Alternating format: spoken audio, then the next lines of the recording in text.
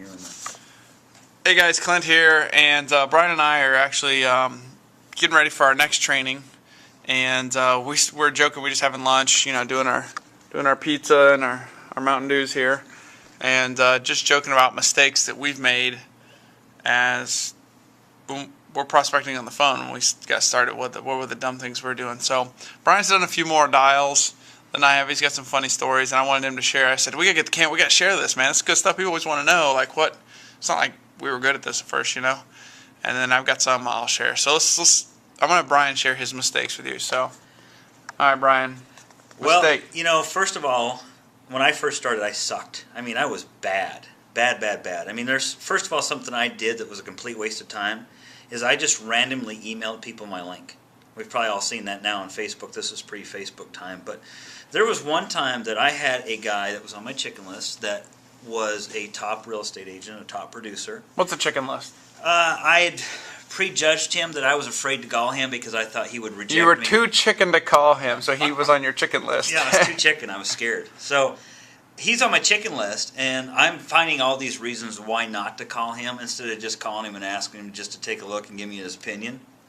And since I did that, I continued to put it off. When I finally put down the chicken wings and gave him a call, I had found out that he had signed up into my business under somebody I think was 5 levels below.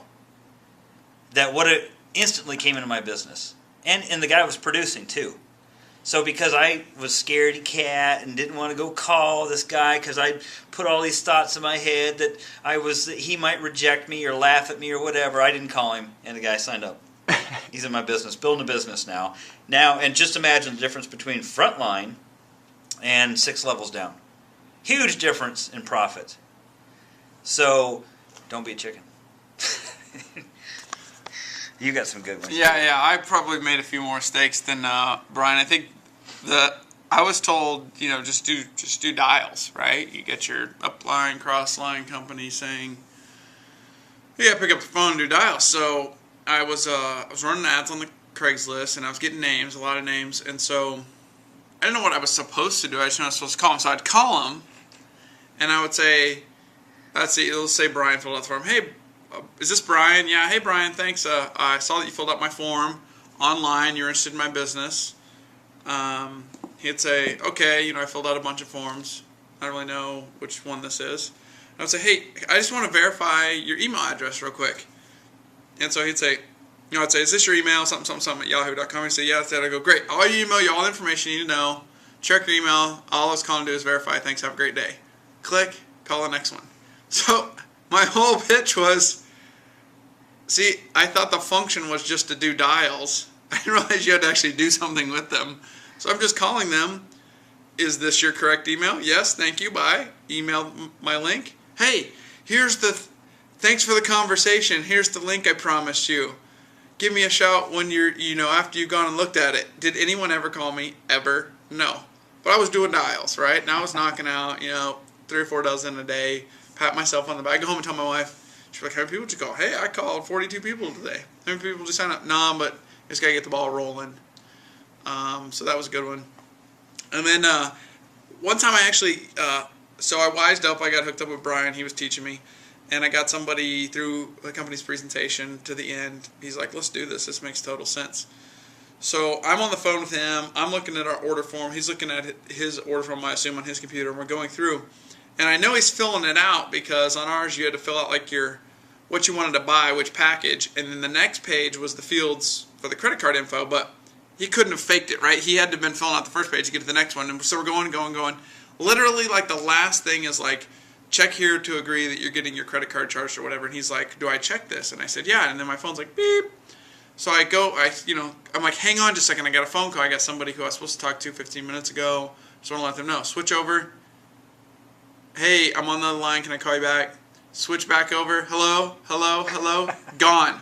I call his number. I left probably 10 voicemails. Never, ever, ever heard from him again. And he didn't sign up. He didn't obviously hit the submit button, the freaking submit button. So that was a pretty big mistake. I had another one just hit me. Yeah, all right. So I started, Clinton said your upline says, well, just call people and talk to them. You know, build a relationship, right? But there is words you have to use. I remember getting my script and being on the phone, and literally my heart was pounding, my phone shaking. Hi, this is your name. Brian Cook from Los Angeles, California. There's no rhythm and flow to it.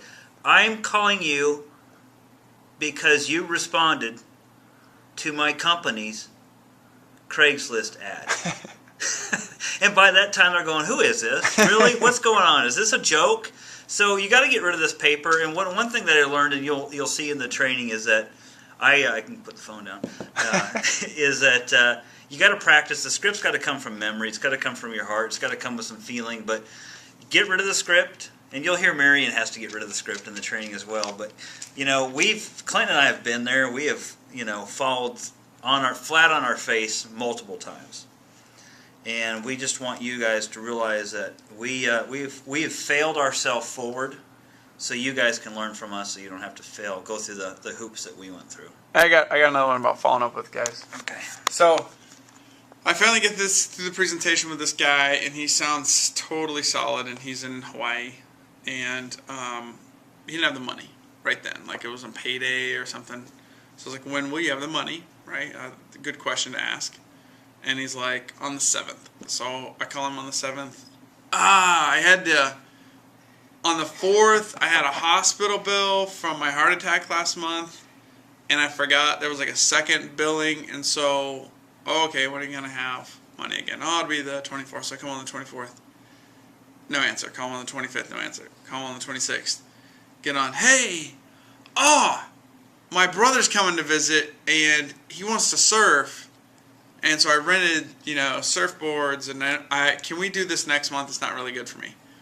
Like, honestly, I probably had 6 very lengthy 1-hour phone calls that included both